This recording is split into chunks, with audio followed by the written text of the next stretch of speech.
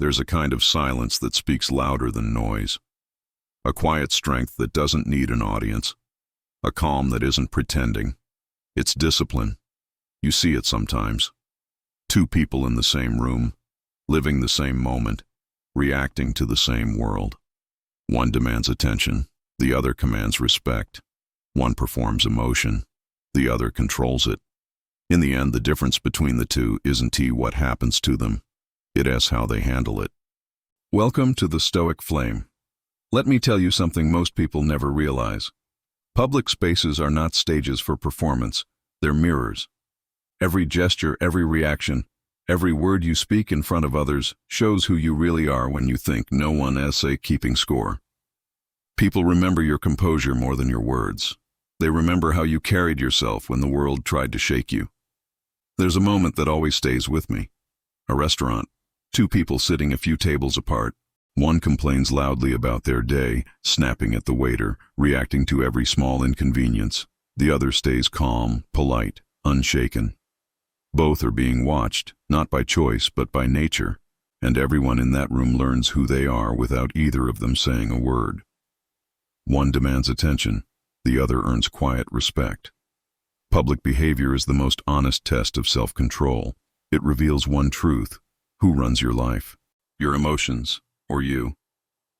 Marcus Aurelius once wrote, "You have power over your mind, not outside events." Every public moment proves whether you've mastered that or not. So today, the Stoic Flame brings you a reflection. 9 things you should never do in public. Because each one of them tells the world whether you are driven by impulse or guided by strength. First, never complain about your problems in public. Everyone struggles. But when you broadcast your pain, you're not inspiring sympathy. You're signaling weakness. I saw this once at a dinner. One person spent the entire night turning every conversation into a story of suffering. People listened politely at first, then slowly drifted away. Not because they were cruel, but because constant complaining drains respect. Later, I found out another guest that night was going through something far worse. They didn't mention it once. They smiled, asked questions, carried themselves with grace. When I discovered what they were facing, my respect for them doubled. That's the difference between pity and admiration. Composure earns the latter. Second, never react emotionally to provocation. Someone insults you in public, challenges you, tests your calm.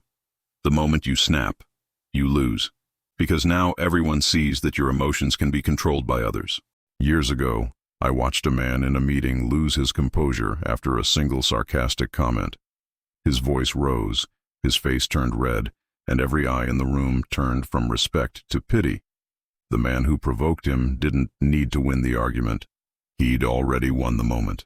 Remember this: when someone tries to provoke you, they're testing whether you belong to yourself or to them. Stay still. Breathe. Smile if you can. Silence always hits harder than anger. Third, never brag about your achievements. Real power doesn't announce itself. It's recognized in silence. At every social event, there's one person who won't stop talking about what they've done, who they know, where they've been. And then there's another who says almost nothing about themselves. Later, you find out that quiet one has achieved twice as much. Confidence doesn't need an audience. Insecurity does. Let your success whisper. Let others discover your story instead of forcing them to hear it. Fourth, never gossip or speak ill of others. When you talk about someone who isn't there, everyone listening learns something about you, that you can't be trusted. Gossip isn't communication, it's corrosion. I've watched social groups crumble because of one person who couldn't keep others' names out of their mouth. And I've seen trust grow around those who simply stayed silent. If someone gossips to you, they'll gossip about you. Protect your integrity. Speak directly or not at all. Fifth, never seek validation in public. The constant, "Was that okay? Did I do well? Was I enough?"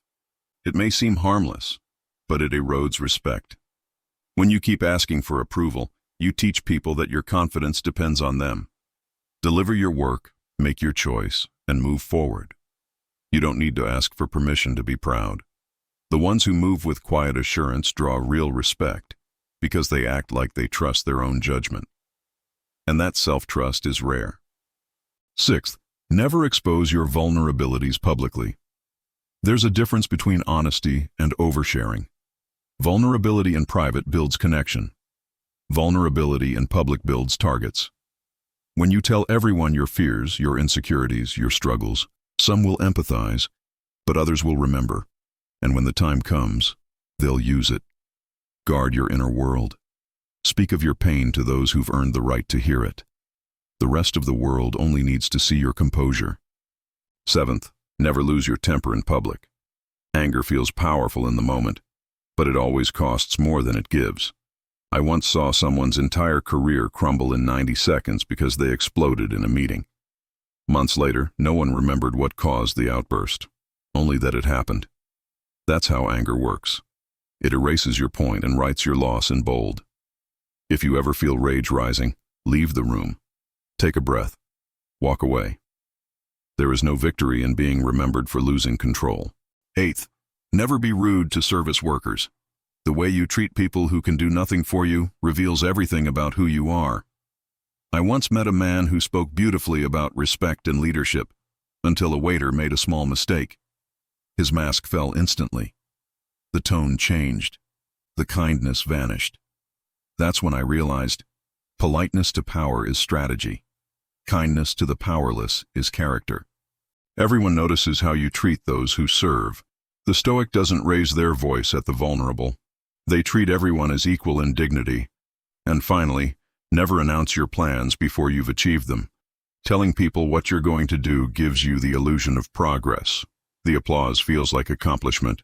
But once you've tasted that validation, your motivation fades. I've seen it countless times. People talk about their goals for months, but never finish them. The ones who build quietly in the dark, who show results before words, those are the ones who move the world. Talk less, work more. Let your results speak when they're real. All these behaviors, complaining, overreacting, bragging, gossiping, seeking approval, oversharing, losing your temper, disrespecting others, and talking too soon, they all reveal the same flaw, a lack of self-control.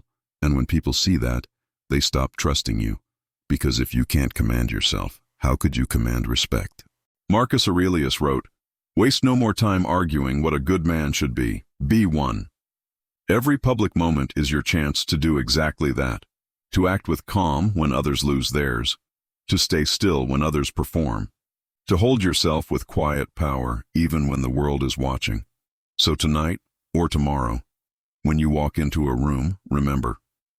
People may not remember your words, but they'll never forget your presence. Don't perform strength. Embody it.